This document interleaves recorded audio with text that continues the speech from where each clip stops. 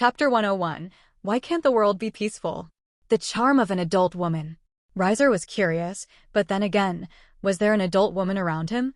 Oh, there it is. Yet, when he thought of her, it was hard for him to think of her as an older woman. Achoo. Are you okay, Seraphol-sama? I am okay. I am okay. I am sure that Riser-chan is just missing me. Everyone. Still, looking at the purple sky of the underworld, Seraphol was quite lonely since she hadn't met him for a while. Seraphol aside, there was also another older woman, but then again, that person was the mother of his friend, so how could he do unforgivable to her? Nevertheless, Riser needed to handle Magari first. If it's the matter of the East Yukai faction, then you don't need to worry. After all, I am the leader of this group, right? Yes! Magari was quite awkward when she heard those words, but that was the truth. The East Yukai faction wasn't led by Nararahion anymore, at least on the surface. Everyone would think it was led by Nararahion, but the truth? It was owned by the young man in front of her. Shiver. Magari quickly shook her head as she tried to endure the urge inside her heart. Like other supernatural beings, they were all attracted to power. Magari wasn't immune to that attraction either, as she also sought out her partner had to be strong. Nevertheless, was there an existence that was stronger than an eight-tailed Nekashu? There were probably a few, but then again, how old were they? There was no doubt that those who were stronger than her were older than her. Except for the young man in front of her. Riser was still young, and he could still grow even more. It was also due to this that she could only bite her lower lip, trying to suppress her desire as there were many important things that she needed to report and console him due to his status as the new leader of the East Yukai faction. Frankly, there was no need for her to do so, especially when Riser's way of ruling was laissez-faire. He only set up the general trend, and the others just needed to follow. As for the methods, it all depended on his subordinates, and he gave some pointers and something to watch out for. Magari told him about what was happening after they had followed his instructions. Frankly, there was no need to do this, especially when he often talked with Nararahion through communication magic. Nararahion might seem careless and sloppy, but in the middle of the mission, he was serious. It was like the case when Nararahion tried to K*LL him. When Nararahion wanted to stab his blade that time, Riser could feel no hesitation. Nararion's actions were decisive and ruthless. This was the case with what Nararahion did to the 5 principal clans of this country, which had been troubling the East Yukai faction. It might be late, but can you explain to me about the 5 principal clans? Sure. While Magari felt speechless since Riser didn't understand the 5 principal clans, even though he had helped them to deal with those clans ruthlessly, she still explained regardless. The 5 principal clans are 5 powerful clans composed of Shinto mystics who possess a divine connection to the Shinto gods and have served them for generations. Most of their members from ancient times have been blessed with powers over one of the 5 elements, also regarded as the 5 phases, which is a part of their respective clans due to both their fervent faith and strict worship in Shintoism. And those 5 clans are Kushihashi clan, Demon clan, Shinra clan, Himejima clan, and Nakiri clan. Shinra clan and Himejima clan? What's wrong? Do you know them? The queen of my wife and the queen of someone I know seems to come from those clans. Riser was a little speechless and quite ironic to know the origin of Shinra Tsubaki and Akino through Magari instead of asking them. Oh, then they should be someone who was banished from the clan after all. As expected, huh? While he had expected Akino and Tsubaki to have trouble as they had decided to become reincarnated devils, he didn't expect they would be banished from their clans. Yet, he couldn't be blamed as he had never seen someone banished from their family in his previous life. Even in the underworld, there was no such thing. Or there might be, but he might not have seen such a thing. After all, the time he came to this world was quite short, and the supernatural problems in this world were more complex than he had thought. Not only did all the beings on the Christian exist, but Buddha, Shinto, and all other myths existed and lived among a human, which made this world extremely complex and unique. Frankly, Riser wished to return to the underworld since it was more comfortable to live there than on Earth. But why were they banished? You didn't ask? Do you think I can ask such a sensitive question? You are right. Instead of asking, Riser might as well wait for them to tell him directly. Tsubaki aside, he knew that he needed to wait for Akino to tell him about her past. Though, if he had to be honest, he didn't care about Akino's past. While her past might be part of the reason for shaping her current self, what he was with was her current and her future, so her past did not matter to him, but if her past haunted her, then he would do his best to solve it. There can be many reasons for one to be banished from the clans, such as those who haven't been blessed with those supernatural powers from birth, those who violate their religious laws, or they are born with the sacred gear. Sacred gear. Yes, Magari nodded. Due to their strict belief in Shintoism, the 5 principal clans have an aversion towards the members of their clans who are born with sacred gears, which are supernatural powers and items originating from Christian beliefs, as possessing them is considered heresy. Riser didn't know what to say about this. Weren't they too stuck up? However, when the world was about to develop, there were many who wished to stay on the old ways, yet was such a thing wrong? Riser couldn't say much since while the old way might not bring prosperity, it would bring stability. Instead of a new way that hadn't been confirmed whether it could succeed or not, the old way was reliable and definitely wouldn't fail. Nevertheless, in such a way, there had always been a minority who would be sacrificed, yet wasn't it how the world works? By sacrificing the minority for the majority. It has always been like this. Those who could save everyone were nothing but the shonen manga protagonists. Still, are they powerful? This was probably the most important point. Should they be quite powerful? After all, they have mastered the power of the 5 elements and Eastern magic of Shintoism, but all of them are nothing compared to their abilities to have command over the 5 sacred beasts. 5 sacred beasts? Yes, Magari nodded once again. The Kushihashi clan has Azure Dragon, the Duman clan has Black Tortoise, the Shinra clan has White Tiger, the Himejima clan has Vermilion Bird, the Nakiri has Yellow Dragon. Riser somehow became interested in these 5 principal clans and wondered whether he could sneak into their places later. So the other members aside, the leaders of the clan and those who will inherit the clans are exceptionally strong. Oh, right.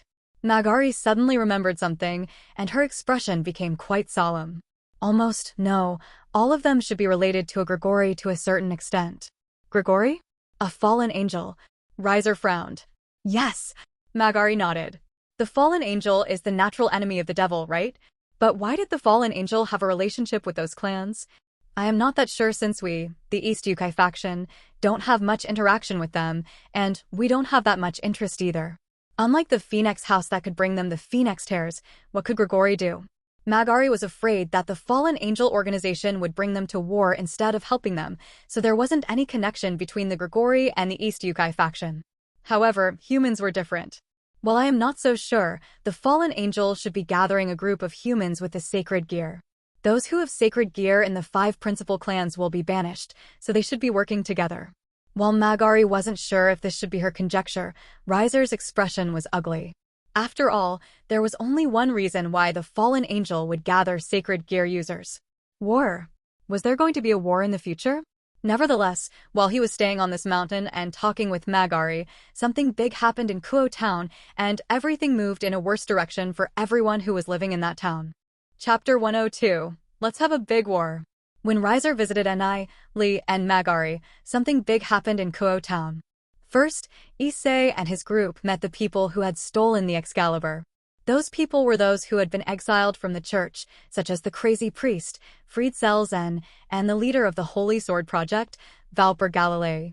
Valper aside, since he was just a scientist or just a researcher type of person, Fried was a priest that Issei and the others had met a long time ago. Fried was a cruel priest who followed the Gregory, *ling many people, including torturing Asia when she was just being banished from the church due to a certain incident. Naturally, their meeting caused a fight between all of them. Facing the devil group, Fried showed no fear. Or rather, he was excited? Fried stuck out his tongue like a dog, wishing to *LL all of them. After all, unlike before, he held several Excalibur swords in his hands. Yes, several of them.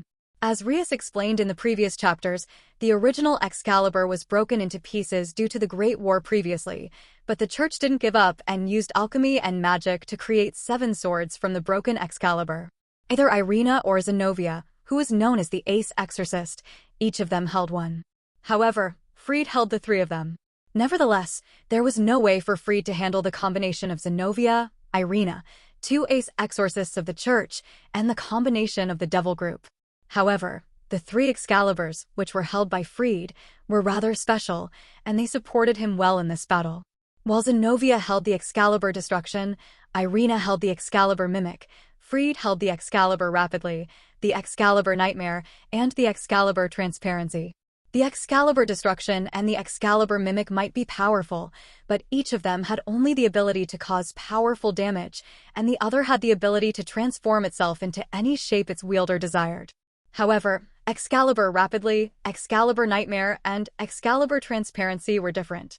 One had the ability to increase the wielder's speed, the second had the ability to cast illusions and manipulate dreams, and the last one had the ability to allow the blade and its wielder to become invisible. Even if Zenobia and Irina were powerful, if Freed wanted to run away, no one could stop him since the combination of those three Excalibur swords was enough to give anyone a headache. So, in the end, even if they could surround Freed, they couldn't stop him from escaping. Then, with the disappearance of Freed and Valper, their plan ended in failure. If they had someone whose ability could see the invisible person, then they might have a chance. Unfortunately, there was no such a person among them. No, Kaneko, who was Rias Rook, should be able to detect Freed's existence if she could learn Senjutsu.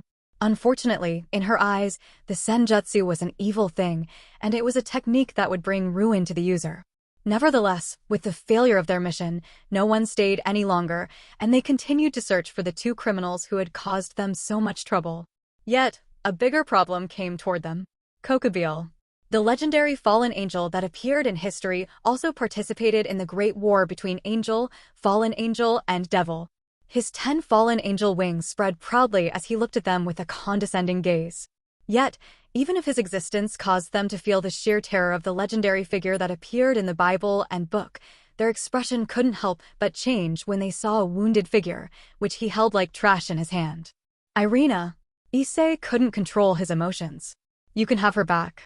Kokabiel threw Irina away to the ground. Asia. Issei quickly reminded Asia to heal Irene as he looked at Kokabiel with anger. Irina was his childhood friend, and watching her being beaten like this, how could he stay calm? This is our first time meeting, daughter of the House of Gremory. The crimson hair is beautiful. It reminds me of your brother that I hate him enough to make me want to vomit.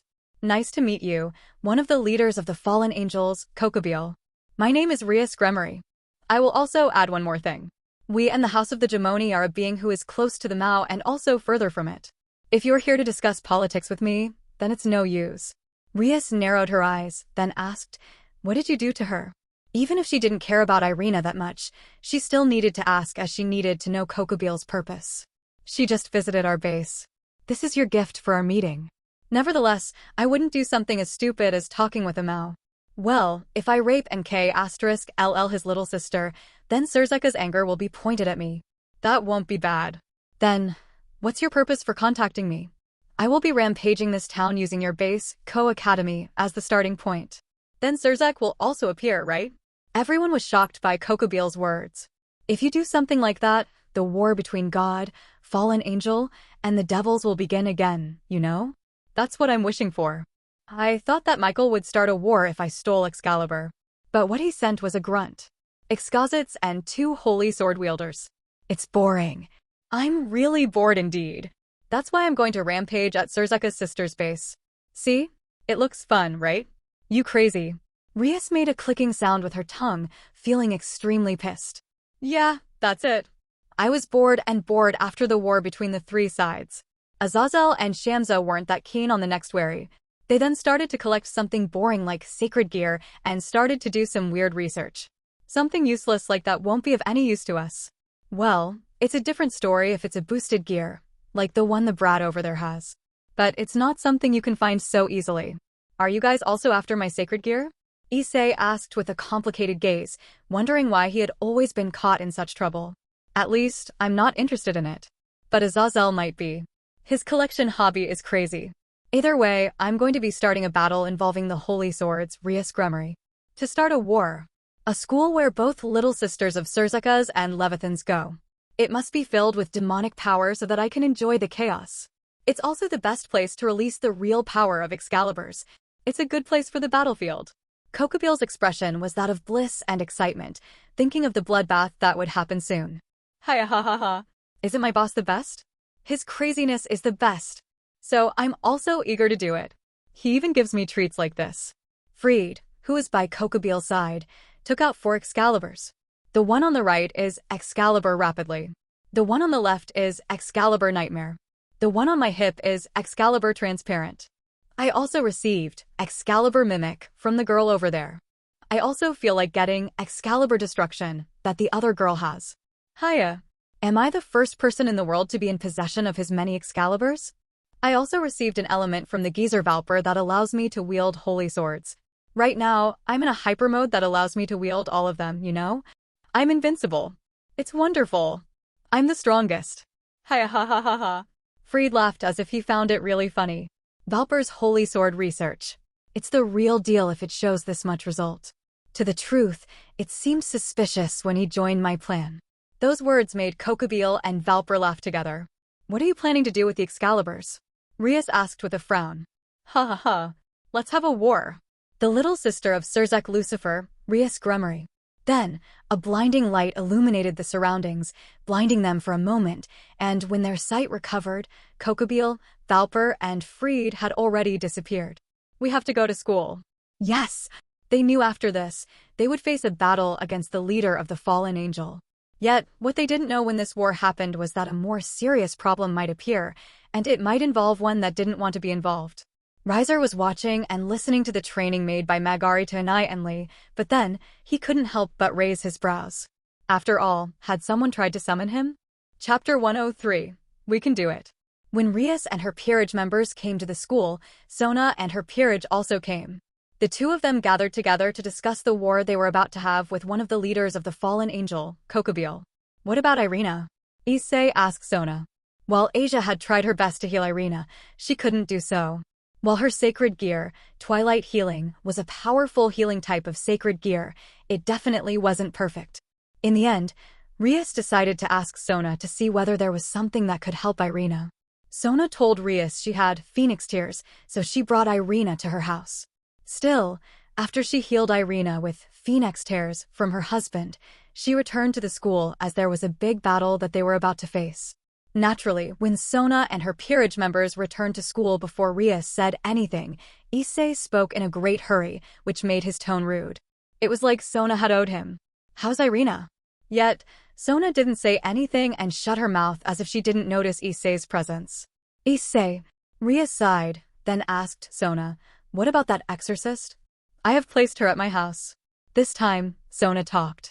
You are lucky that my husband has given me a share of Phoenix Tears. If not, then Irina might cripple or, even worse, die. Riser had been living at Sona's house for several days, and naturally, it was impossible for him not to make Phoenix Tears for his wife. Anyway, it was easy for him to make them, so he made a bulk for her in case of a crisis. This time, for this battle, Sona also bought a crate filled with Phoenix Tears, which was made by Riser. Just in case, you should each bring two. Thank you. Rias was grateful to Sona and Riser since she knew how vital the Phoenix Tears was.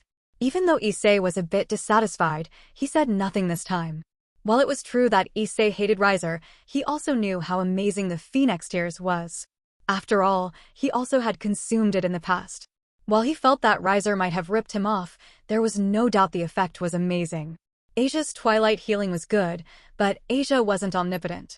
In case an emergency situation happens, they could heal themselves by drinking the Phoenix Tears. By the way, have you called your brother? Sona suddenly asked. You want me to call my brother? Rias felt reluctant.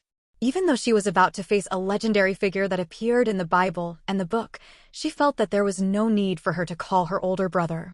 While it was true that Kokabiel was strong, she didn't think that they would lose, especially when she was quite strong, and the strength of her peerage couldn't be underestimated. I have called Sirzek-sama. It should be an hour before they arrive. Aquino was the one who answered Sona's question. Aquino. Rias looked at Aquino in displeased. Rias. Aquino looked at Rias with a solemn expression. We're about to face a dangerous enemy. I know. While Rias felt quite unacceptable to rely on her older brother since it had happened, then that was it. How about you, Sona? Have you called your older sister? I do. She should be with your brother, ready to go to the human world. Is that so? Rias was surprised by Sona's willingness to ask for help from her older sister. After all, similar to her, Sona also didn't wish to rely on the strength of her family and wanted to be seen as an individual instead of the heir of the Citri house and the little sister of Seraphal Leviathan. Yet, had Sona changed? The answer was yes.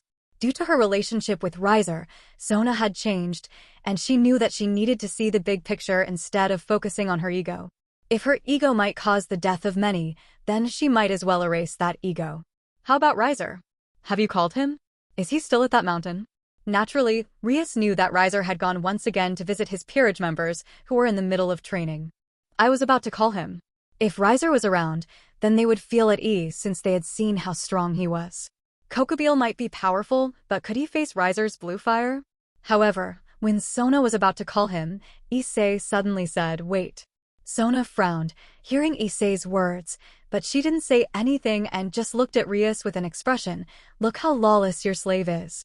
"What's wrong, Issei?" While Rias was a bit exhausted by Issei's antics, she was still calm and willing to listen to him. After all, Issei's potential was there. As the holder of the boosted gear, even if he was a pervert, he could become strong. Moreover, Issei was her peerage member and liked how she was educated as the heir of the Gremory house. She would think of her members as her family. "Do we need to rely on him, Bucho? Don't you think that we're strong enough to handle this fallen angel by ourselves?" Issei suddenly said in great fervor. "Are you serious about what you are talking about, Issei?" Rias narrowed her eyes. "Yes, Bucho." Issei nodded without hesitation. "I have trained myself hard. I have become stronger. I am not like before. Moreover, I am not alone. I have you, Asia-chan, Akino-san, Kaneko-chan, and also Kiba. We are not alone. We can do this together, Bucho. We can defeat Kokabiel by ourselves." There was no way for Issei to let this chance go. Issei had been showing many embarrassing moments, and this time, he was going to show everyone that he wasn't useless.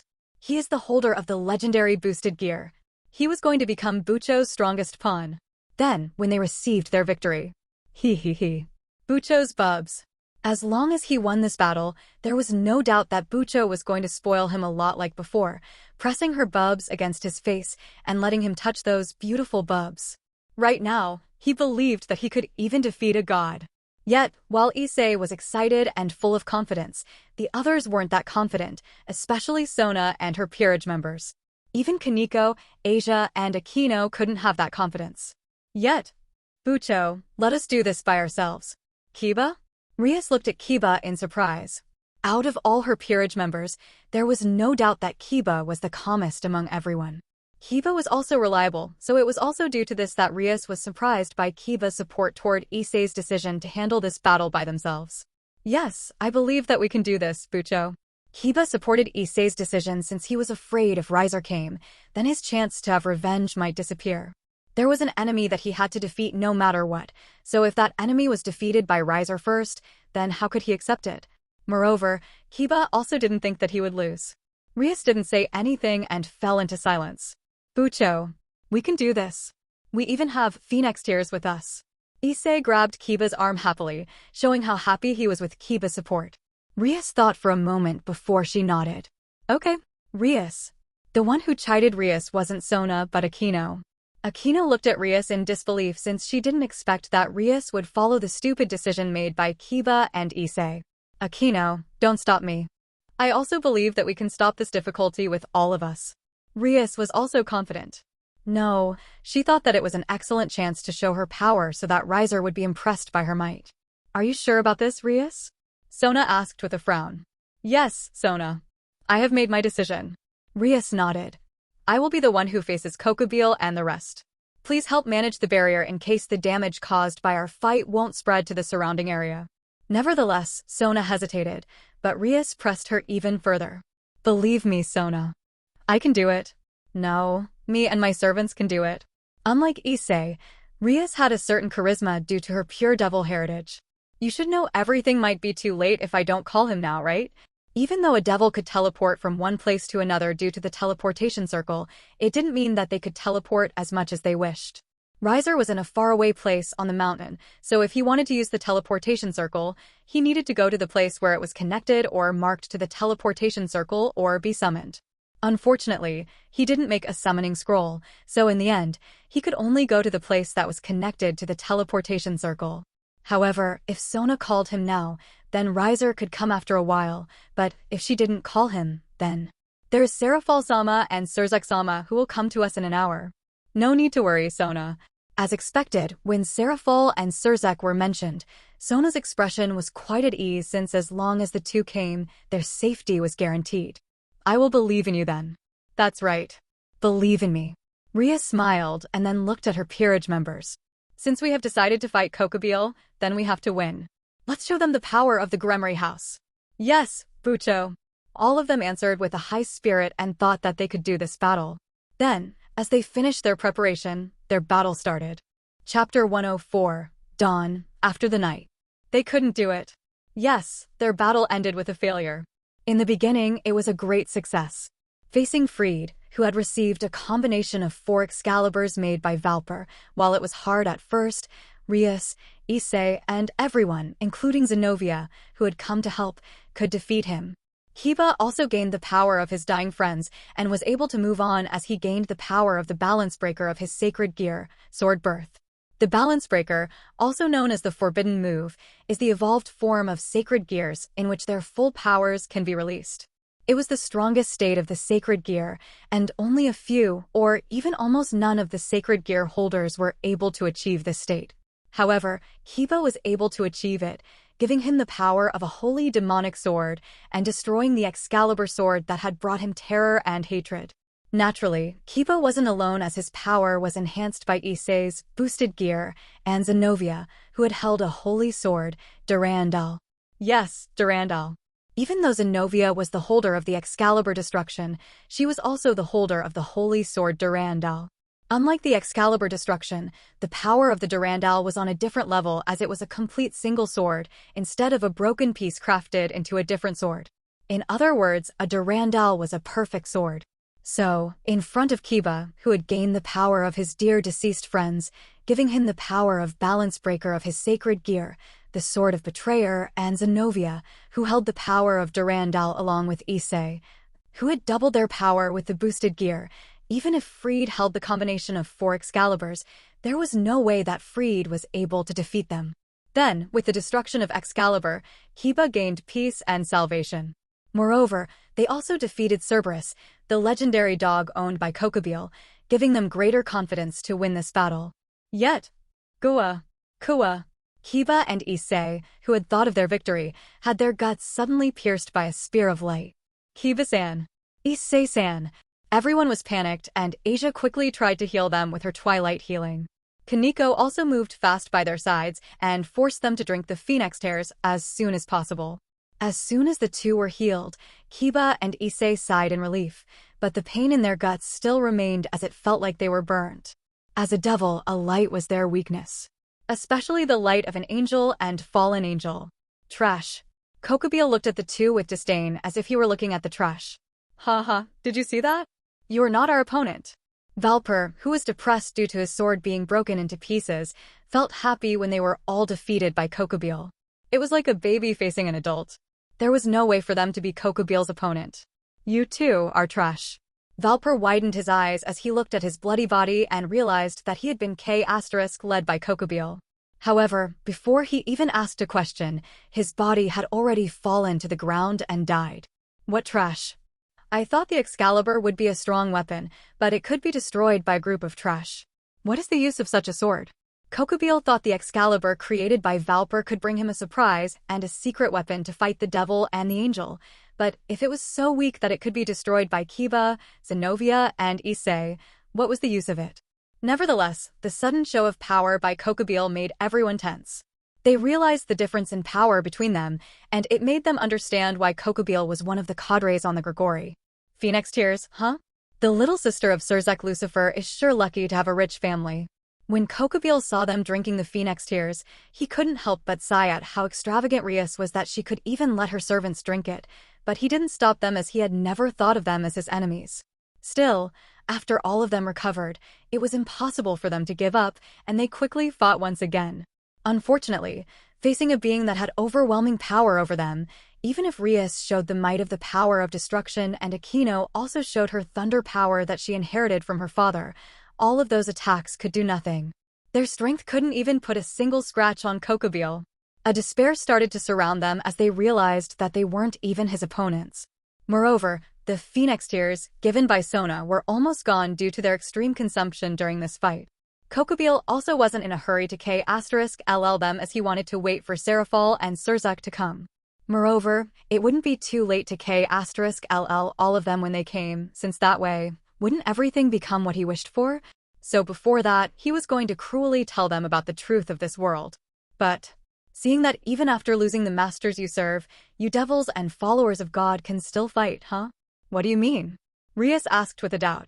Kokabiel started to laugh aloud as if he found it extremely amusing. Fa-ha-ha-ha, fa-ha-ha-ha-ha. That's right. I totally forgot. The truth wasn't revealed to you lower guys. I will let you know. In the war between the three sides, not only the Yondaimao, but also God died. What? Everyone was shocked and looked at Kokabiel in disbelief. It's normal for you guys to not know about it. Who can say that God has died? Humans are an incomplete bunch.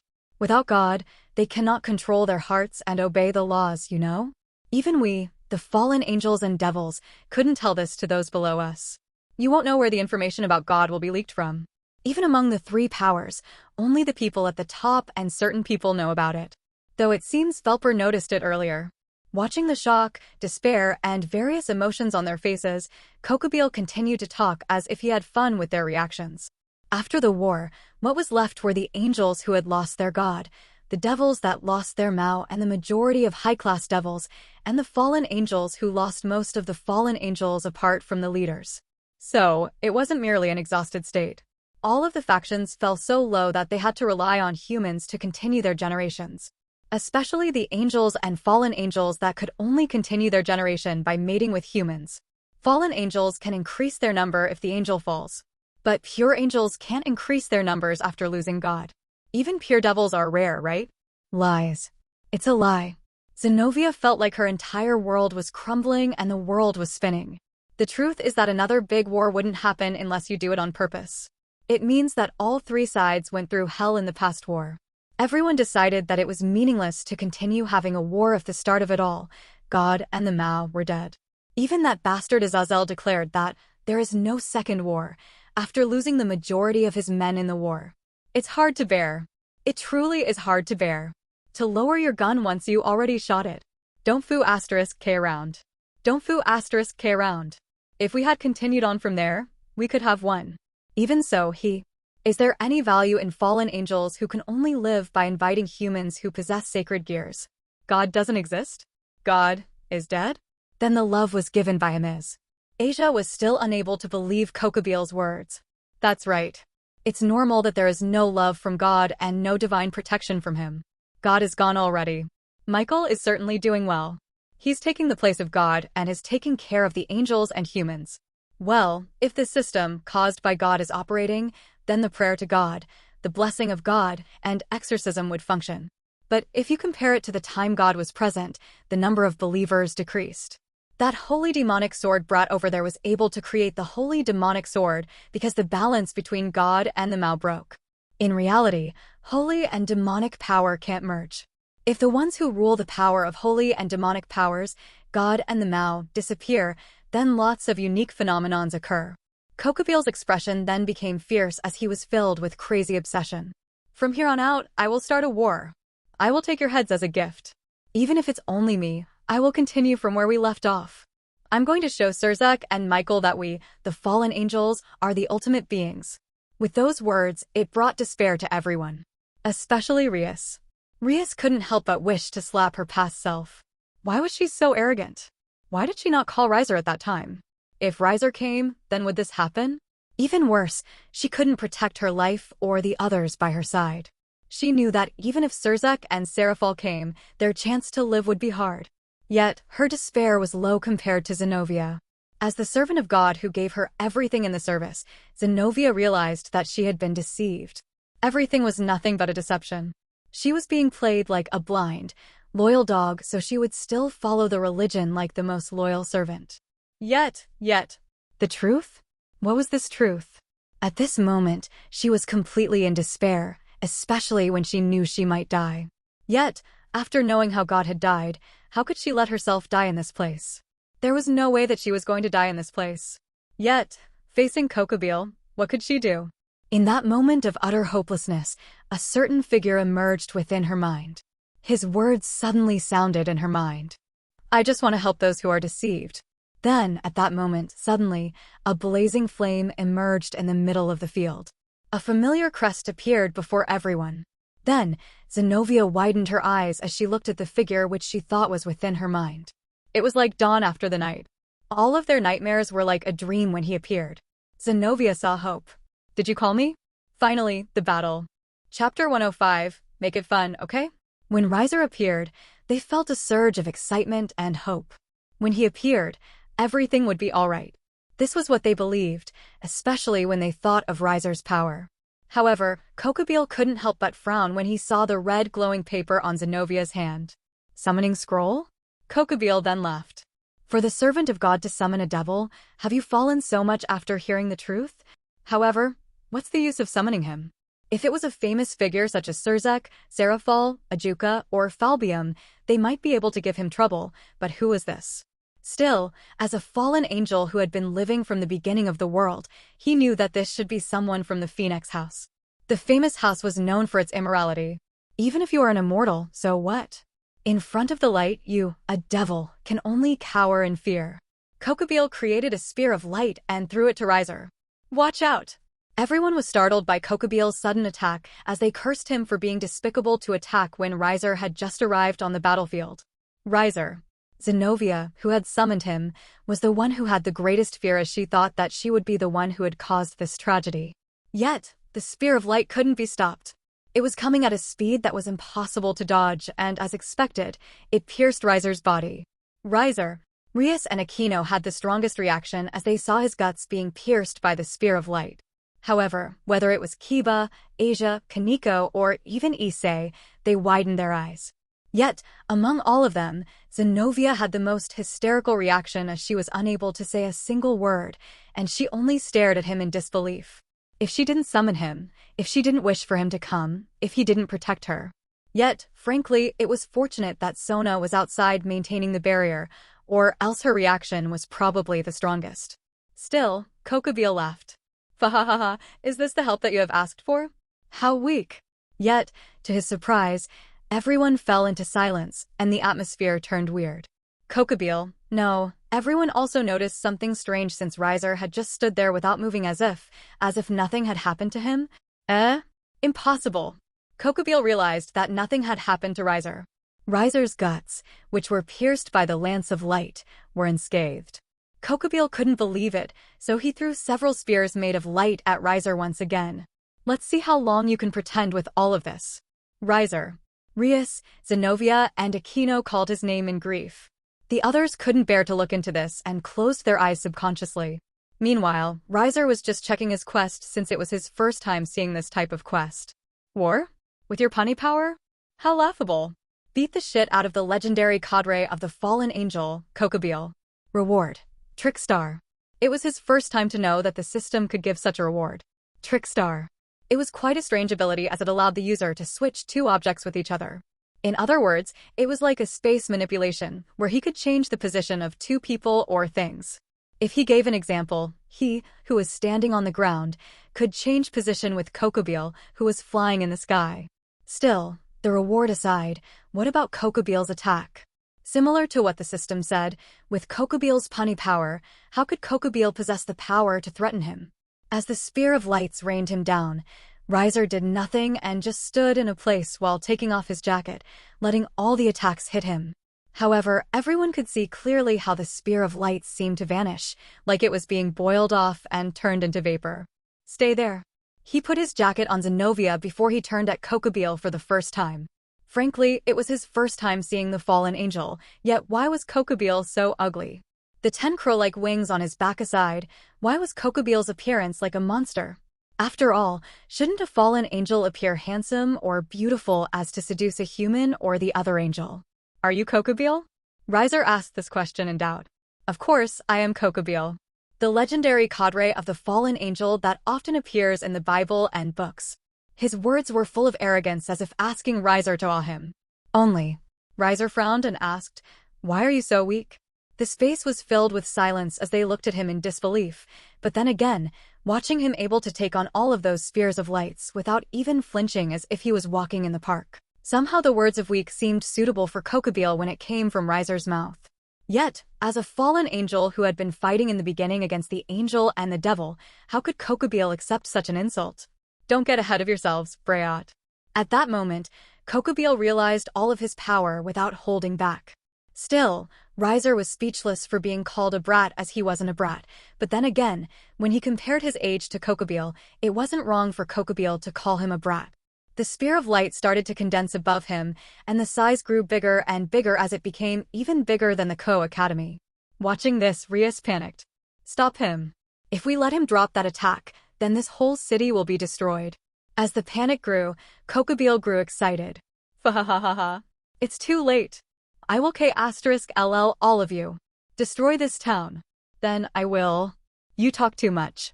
Suddenly, Riser appeared in front of Kokabiel and slammed his fist. Crack! Kokabiel's nose and jaw were broken at that moment, and he was smashed into the ground. The impact blew everyone off, and there was a massive crater on the ground as Kokabiel moaned in pain due to his injuries. Yet, facing such a pitiful Kokabiel, Riser didn't show mercy. His hands seemed to glow in black flash as he plucked Kokabiel's wings one by one. The sound of tearing flesh seemed to be heard as the sound of the painful scream of Kokabiel. Kokabiel's condition was hideous, and he kept screaming as he threatened Riser with his broken jaw. How dare you? How dare you? How dare you? I will K*LL you, brat. Even though it was hard for him to talk due to his broken jaw, Kokabiel was screaming and stared at Riser in hatred, especially when all of his beautiful wings were plucked out like a chicken. Yet, Riser didn't stop and started to cut his limbs with a blade made of blue flame. Due to that, the cut limbs burnt into ashes, and it was impossible to grow them. Listen, clown. You want a war, right? So make it fun, okay? Don't make me bored, okay? Riser was smiling as he looked at Kokabiel. Dread. It was probably the feeling Kokabiel felt. Kokabiel might wish for a war, but he didn't wish for one side of slaughter, where he would die. He wished to win. Yet, such a wish was impossible, especially when he was about to die by Riser's flame. Don't make Phenex angry. Probably, this was the most famous quote that came in the future as he was immortal, and it was impossible for him to die. Help, help. Azazel. Shemhazai. Armoros. Sahariel. Tamiel. Penemu. Riser might have burnt Kokabiel's lower limbs, but Kokabiel still had his upper limbs, so he tried his best to run away with his remaining limbs by crawling like a worm. It was ugly, but so what? Kokabiel only wished to run away. Yet, how could Riser let him do that? Riser was about to swing his blade of flame, but suddenly, the barrier cracked like a broken mirror.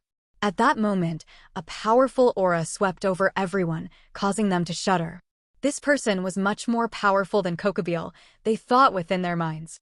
With beautiful silver armor, a figure floated in the sky as he looked at all of them condescendingly. It was impossible to see his visage due to the silver armor that covered his body, yet everyone could tell that he was strong. Vali, is that you? Hurry up and help me. Save me out of here. Kokabiel screamed as he asked for the help of this mysterious figure.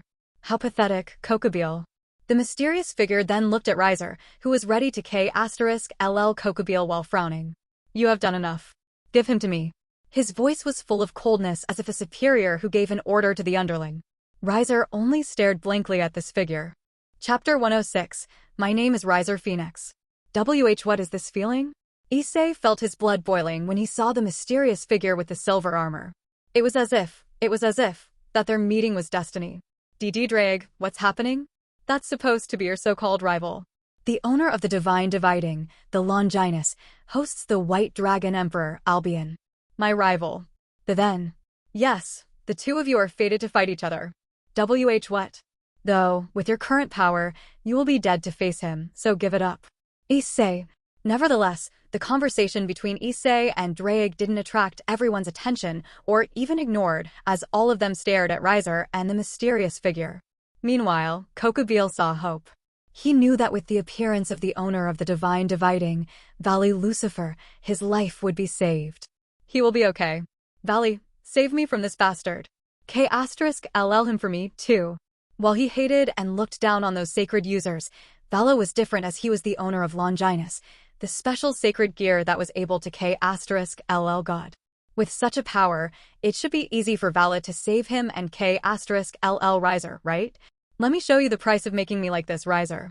Still, by now, Kokabiel was glad that Azazel, his leader, had collected so many sacred gear users that way. They had many tools that they could use for their future war with the devil. Nevertheless, Riser and Vali ignored Kokabiel, and neither of them talked, even if Kokabiel screamed like an idiot. In their eyes, Kokabiel was an idiot. Still, Vali couldn't let Kokabiel die. After all, even if Kokabiel was an idiot, he was still a friend of the figure who had helped him so much, so... Did you not hear me? Let him go. If so, then I won't K*LL you. Unlike Kokabiel, Vali didn't think that he would lose to Riser. Instead, he felt that he might K*LL Riser as he felt that this guy was just a weakling. Kokabiel's strength might be okay, but compared to him, Kokabiel was nothing. Even if Riser could defeat Kokabiel with ease, Vali believed that he could do better. However, Riser ignored Vali and stomped hard on Kokabiel's body, causing several of his ribs to break and causing those broken bones to pierce his lungs. Due to this, Kokabiel was unable to talk and could only moan painfully. Vali frowned and said, "Let me give you 3 seconds to let him go, or else I won't give you mercy." Still, Riser ignored Vali and accepted the reward he got from the system. Trickstar. It had the ability to switch the position of 2 objects with each other. Naturally, he had only received this ability lately. He could only switch the positions of 2 objects that were relatively the same size. Due to this, he looked at Vali, then looked at Kokabiel, who was lying under his feet like a dead worm. 1. Yet, Vali, who was being ignored, was unable to hold his temper and started to count. He also started to grow his aura stronger and stronger. Due to this aura, everyone became tense again as they could feel the boundless demonic power emitted from Vali. Hey, hurry up and let him go. He is dying anyway. Issei couldn't control his fear and quickly screamed at Riser. In his mind, the fight was already over, so that's it. Kokabiel was defeated, so there was no need to make the situation bigger, right? Let's just go home and sleep. Issei didn't want to be involved in this fight anymore. He just wanted to become a harem king. Yet, why did he have to be involved in this trouble? As his scream fell, the others reacted with a different attitude, yet they also supported Issei even though they didn't say anything. After all, no one loved to fight and if possible, they wanted to end everything like this. They had enough of fighting, yet due to their status, they knew they couldn't say it and only kept silent as every decision was on Riser. Only Rias didn't think so and frowned at Vali. After all, Vali's act was too arrogant, as if he was above all of them. As the heir of the Gremory, how could she accept being treated like that? Nevertheless, she was also realistic, and she could feel how powerful Vali was. The reason why a devil could be so powerful was due to their demonic power. The higher the amount of their demonic power was, the stronger they were.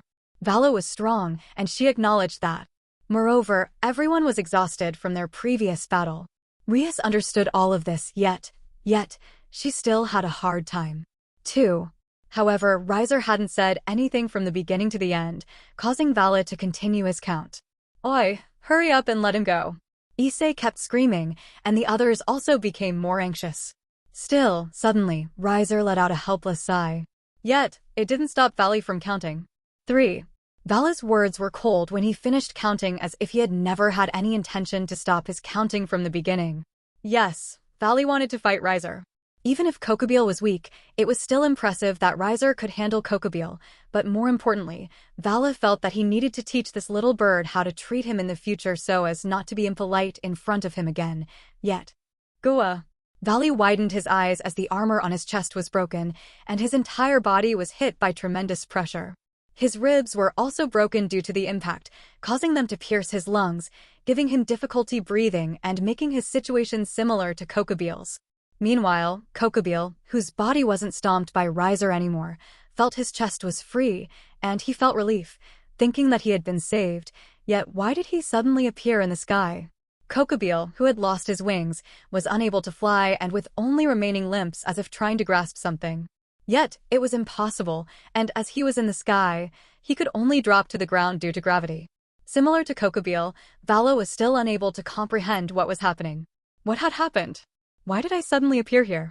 Why was I hurt? Many questions appeared in his mind instantly, but it burst like a bubble when an intense heat scorched his chest. Argrgay. Without the protection of his armor, the heat instantly hit his skin, burning his chest and even almost melting it. Naturally, due to his talent, he was able to react, trying to protect his chest subconsciously with a massive amount of demonic power, yet facing this heat, that protection was meaningless. Moreover, his position was at a disadvantage as Riser's feet pressed against his chest like a mountain, so heavy, making him unable to move. He was like a fish that was out of water. He could only flap his body helplessly as if hoping that he could return to the water once again, yet. My name is Riser Phenex. My house is in the Phenex domain in the underworld. I live in a beautiful castle and one of the best places in that domain. Oh, right, I am married, so I also live in the Citri domain in my wife's family house. Huh. Vali was confused as he was filled with dread, watching Riser's eyes grow darker, darker like a pitch of darkness. I have several businesses and always work diligently from Monday to Friday and 9 to 5. Each evening, I return home no later than 6 p.m. I smoke and I drink occasionally. I go to bed quite late, but I will always get 8 hours of sleep. Vala became even more confused as he groaned as the pain in his body grew stronger and stronger. Before I lie down, I drink a cup of warm milk and do 20 minutes of stretching to relax my body. With that routine, I find that I sleep soundly all the way until morning. Like a baby, I wake up with no fatigue or stress. And at my last checkup, I was given a clean bill of health. What are you talking about? Even if there was an intense pain in his body, Vali responded to Riser as he felt this guy was creepy.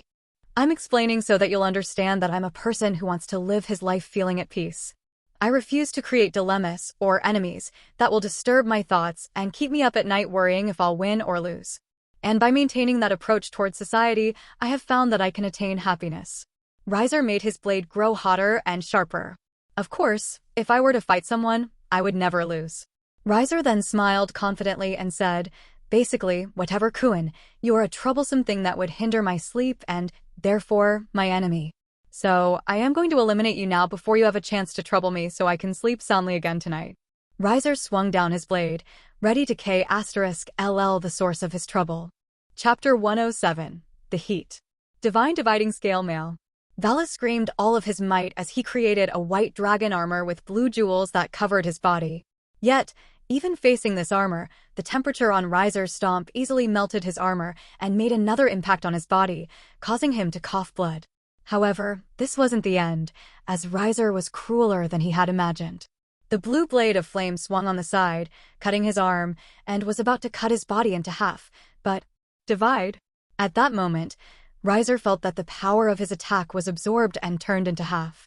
Still, he only frowned as he used his demonic power to push this power away. Nevertheless, Vala coughed blood as his entire body was bleeding due to the vast amount of energy that entered his body.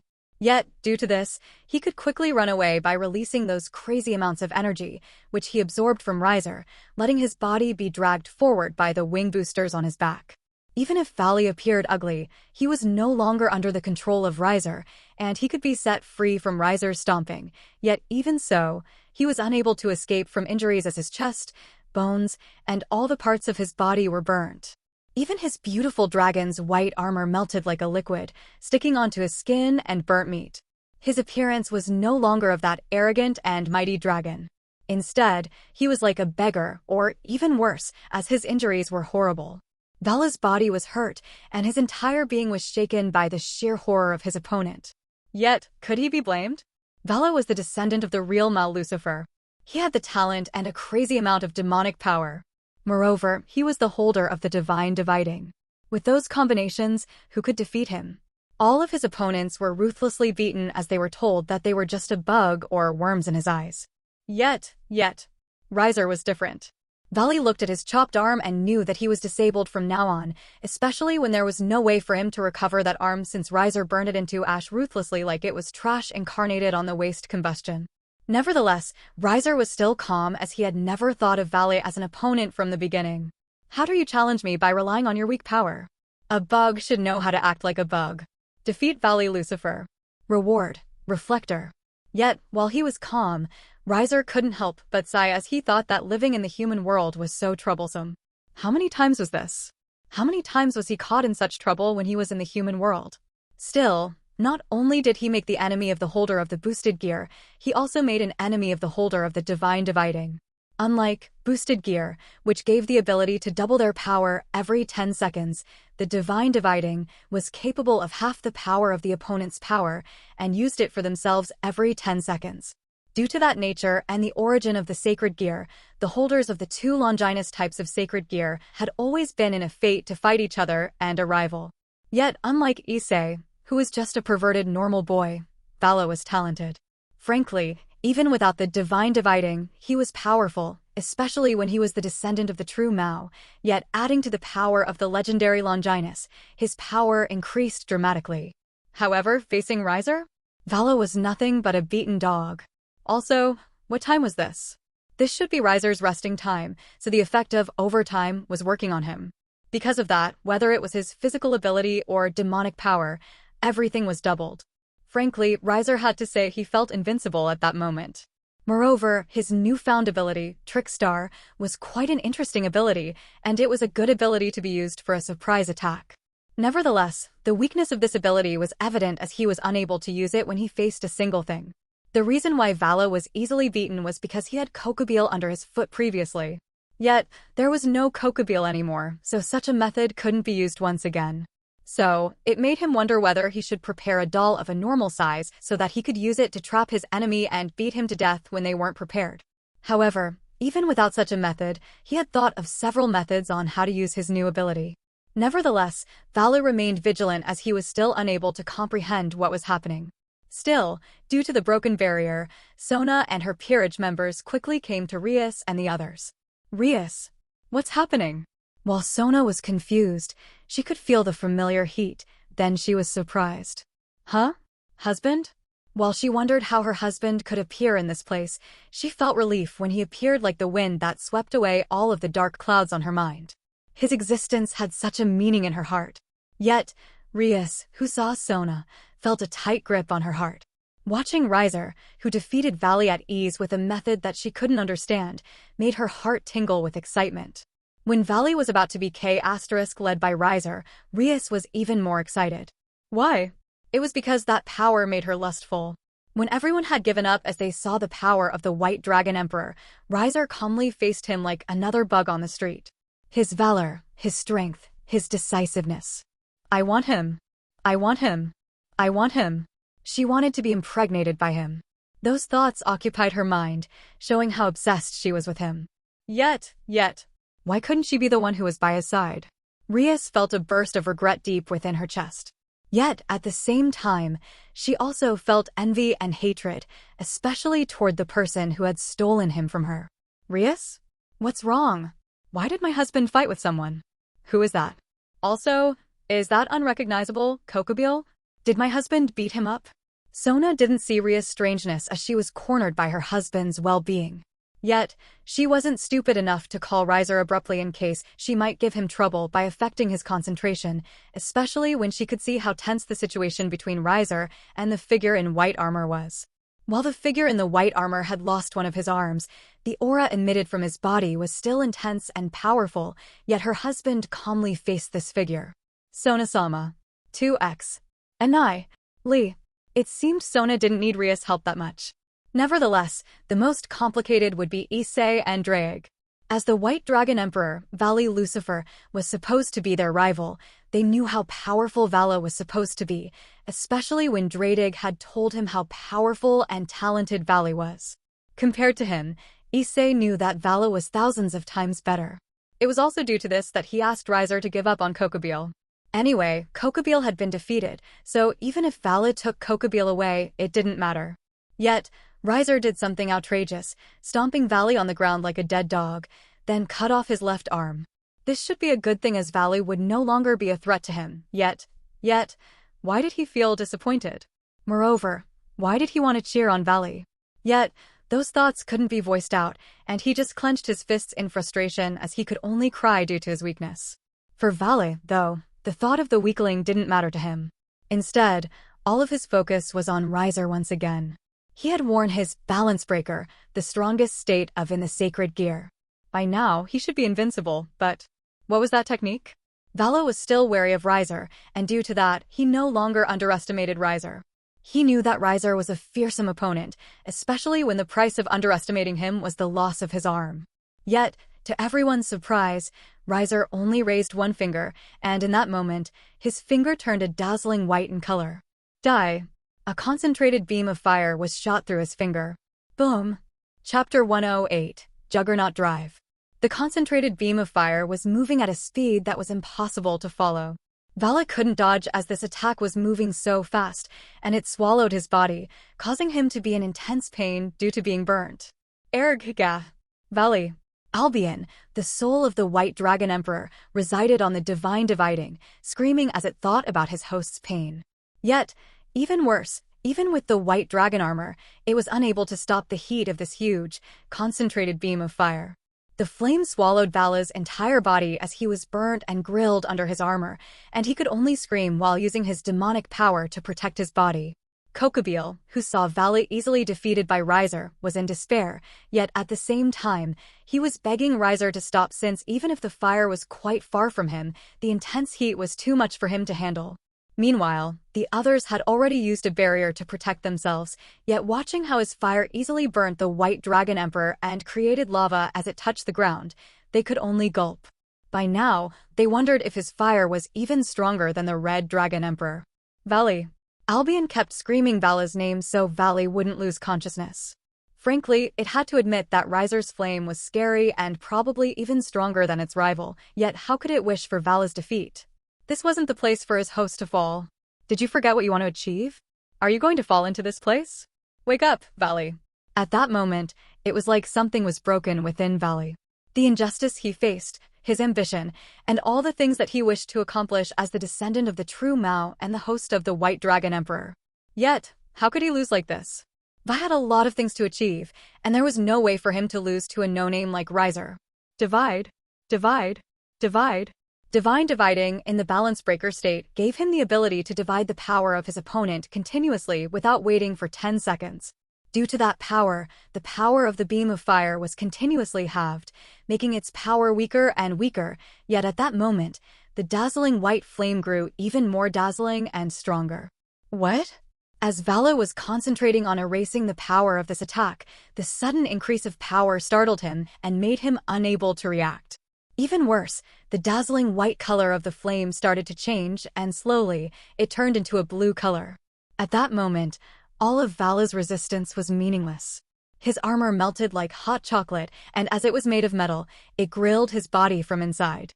Nevertheless, Vali still resisted. Yet, how long could he do it? There was no doubt that Riser had a full intention to K*LL him. There was no mercy. Everything was done smoothly without any hints of hesitation. His power aside, his mindset was one that made him different from others. Yet, Riser just wished for a peaceful life, and he was going to end everyone who had caused him trouble. Nevertheless, he thought that it was only a time before he got his reward. Reflector. As expected, it was also an ability. The ability was quite good as it allowed him to store and reflect back on any attack that the opponent landed on him. If there was a drawback, he was required to take damage. Yet, who was he? He was Riser the Phenex. The damage was nothing to his immortal body.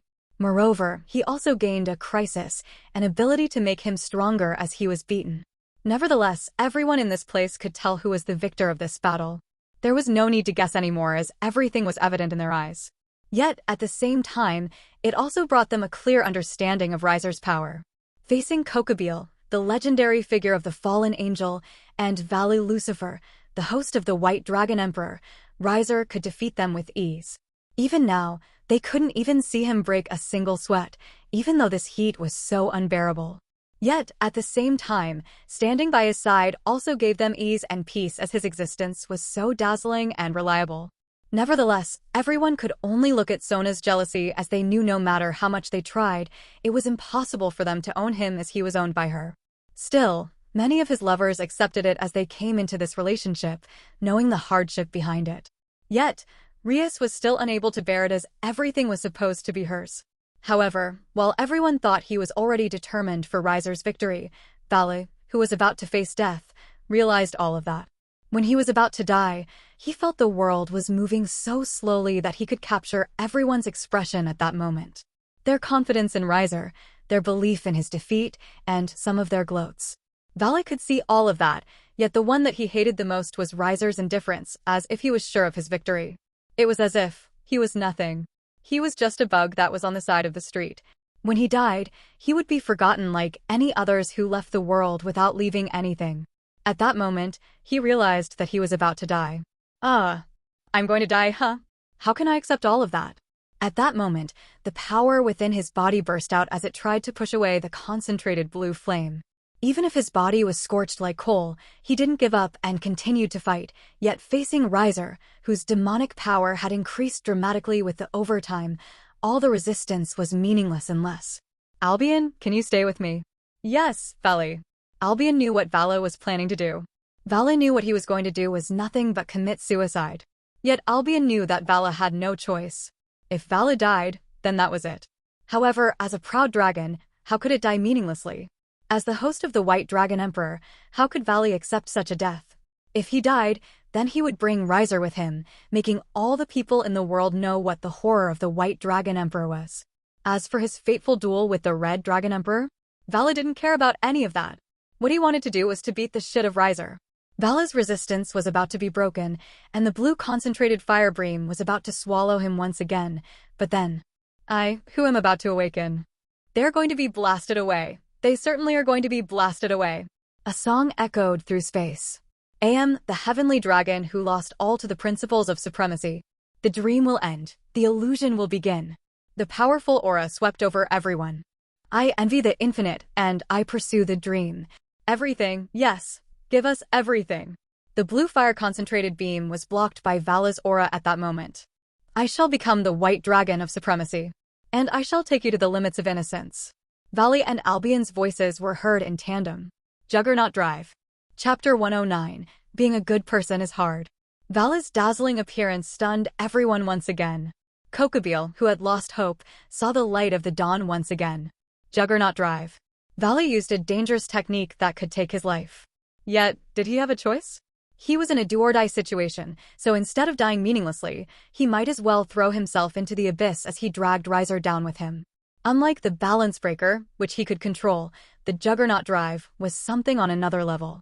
Or rather, it was a special ability of those sacred gears that sealed a certain creature inside.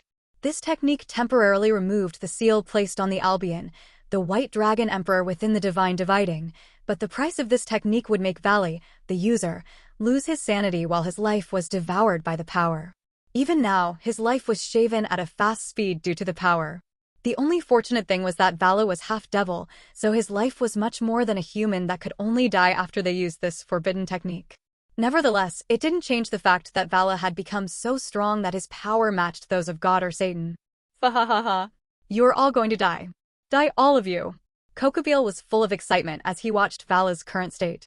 As the fallen angel, who had been living so long, naturally, he had mastered magic, and as he was an angel previously, he was pretty good at healing. While it was impossible to heal his burnt limbs, he could still heal his broken jaw so he could talk.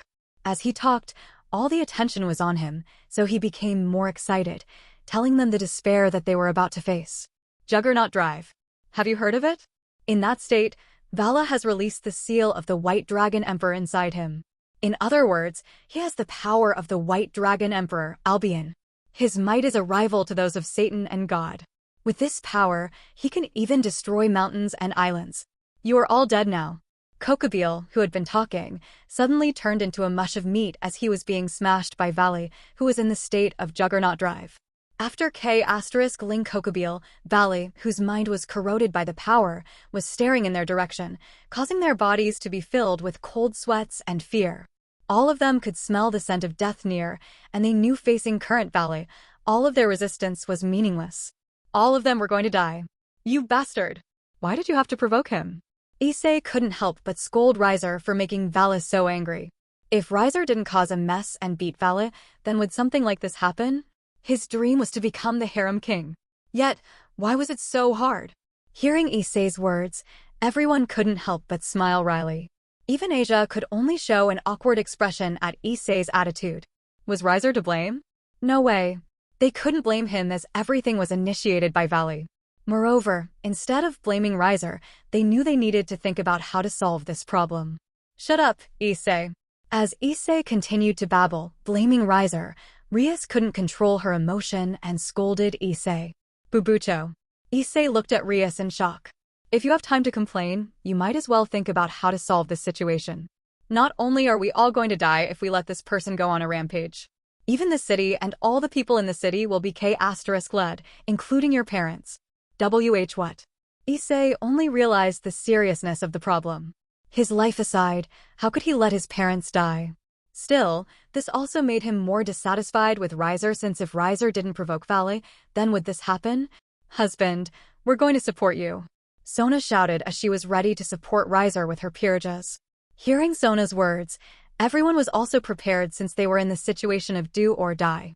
Instead of waiting to die, then they might as well fight. Step down. I will handle this myself. But, listen to me. You all will be a burden for me. Everyone. His words might have been harsh, but this was the truth. What could they do facing Vali, who was in the Juggernaut Drive state? Instead, they might become a burden for him, causing a misjudgment as he needed to protect them in case something happened. Moreover, this guy also has been looking at me. I will handle this alone. Riser put a boxing stance as he could see Vali, whose mind had been corroded by the power, kept staring at him. Riser's judgment was correct.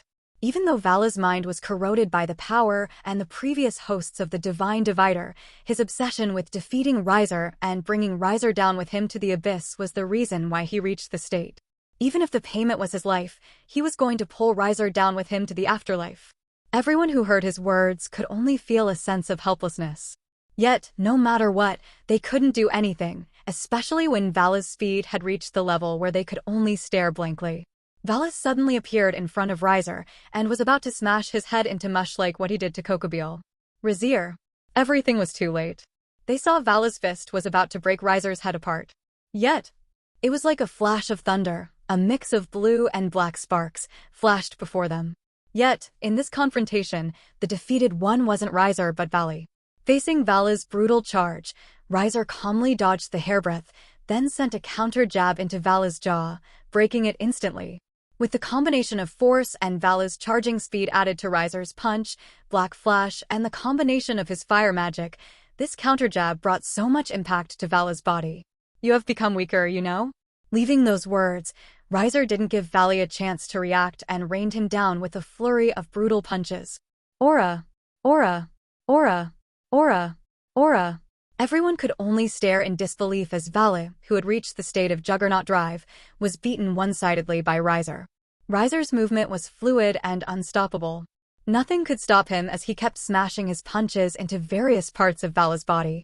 Moreover, each of his punches carried so much heat that it melted the white dragon's armor. Still, at that moment, Vali's consciousness had been corroded by the previous hosts of the Divine Divider and power. With his remaining power, Vali, who was about to be beaten to death, released his ultimate technique. Compression Divider. With that last roar, Vali poured all of his energy into destroying his opponent. Riser, who had gained the upper hand, once again fell into crisis. Compression Divider. It is a technique that halves the size of objects and living beings around the user continuously until they vanish from existence.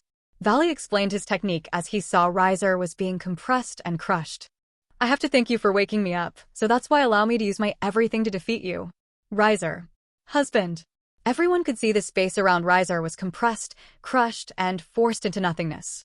Riser could feel his power was continuously absorbed as his body was crushed by the space around him.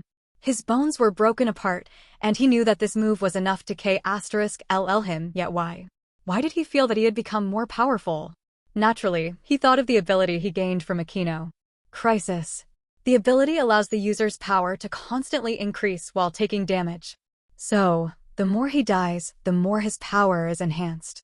Frankly, this was a crazy power, yet it was so much fun. See you in the afterlife.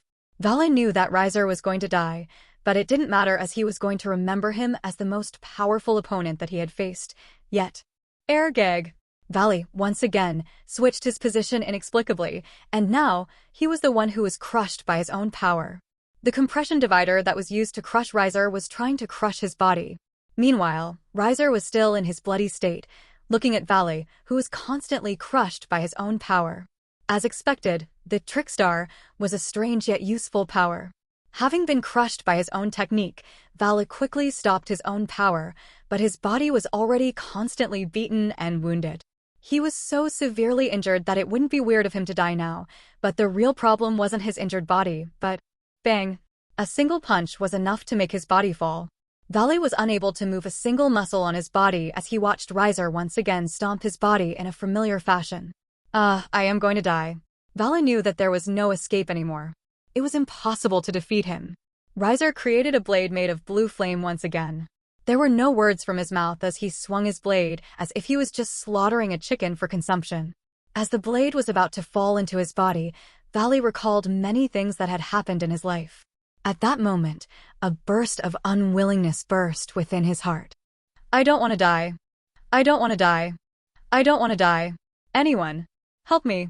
Like a child who had gotten lost, Vali screamed for someone to help him. Help me. The last burst of his energy was used to scream for help. Yet, everything was meaningless. Riser was about to cut him down like a vegetable, but before his blade was about to cut Vali down, his hand was blasted by something, causing his hand to be burnt and his blade thrown. Riser took a deep breath, ignoring the pain in his hand, then looked up. As expected, a single figure was there. Similar to Kokabiel, this figure was a fallen angel, but unlike Kokabiel, who only had 10 wings, he had 12 wings and carried himself in the laid-back atmosphere. Hey, can you give me enough face to let him go? Riser stared blankly at this figure. Chapter 110, I hate when someone orders me the most. Another enemy appeared once again, and this time, the pressure emitted from this opponent was immense. While this person's pressure might not be as strong as Vali's in his Juggernaut Drive, this person was still strong, and his immense pressure startled them. Yet, the identity of this person was the one that caused them to feel even more tense and frightened. The governor of the Gremory, Azazel. Unlike Kokabiel, who was a mere cadre, Azazel was the real leader of the Gremory. The proof? Naturally, it was the 12 black wings on his back. It might be something to be born with or the setting, but 12 wings symbolized all the leaders within the 3 sides. Not only fallen angels, but the real leaders of the angel and devil also had 12 wings. However, it was because of this that everyone was tense. Not only did they face the cadre of the Gremory, they were forced to face the White Dragon Emperor, and lastly, they were going to face the leader of the Gremory. Everyone was at a loss, and they were too exhausted to show a reaction. What happened tonight brought them to the utmost level of exhaustion. Frankly, all of them just wished that everything was a dream. The one who fought might be Riser, but even if they were just an audience, they felt worn out due to facing one powerful foe after another. Moreover, many had their tears as they watched Riser's lone figure, which was covered with many wounds and bleeding all over his body. They wished to help him and asked him to rest, yet with their power, what could they do? Facing Azazel, they were nothing but a worm. Azazel. Vali felt like a ray of hope fell upon him. Vali, you are so ugly now. Azazel mocked Vali with a smile. If it was before, Vali might try to say something in the comeback, but watching Azazel, who came to help him when he was about to die, he couldn't help but feel moved and cry. Don't cry, you child. Azazel sighed helplessly as he thought that Vali must be under constant terror when Vali could cry like that.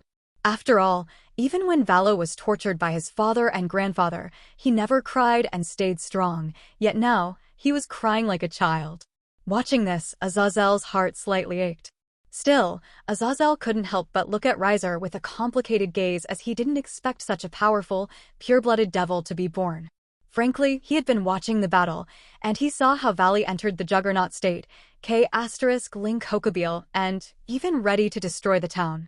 However, even if he was the governor of the Gremory, it didn't mean that he was good at fighting. Or rather, among the leaders, he was instead the weak one. Yet, his advantage wasn't on the strength. Still, even so, he was the leader of the Gremory, and his strength definitely wasn't something that could be underestimated. Nevertheless, it still ached his heart when he saw Kokabiel dead, but facing Vali, who had gone on a rampage, he could do nothing, yet who would have thought that Riser was able to stop Vali?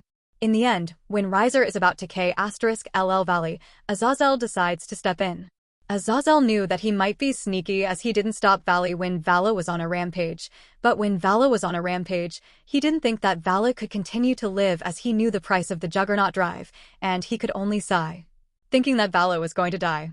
However, Vala was alive and screamed for someone to help him. Azazel's relationship with Vala had been quite long.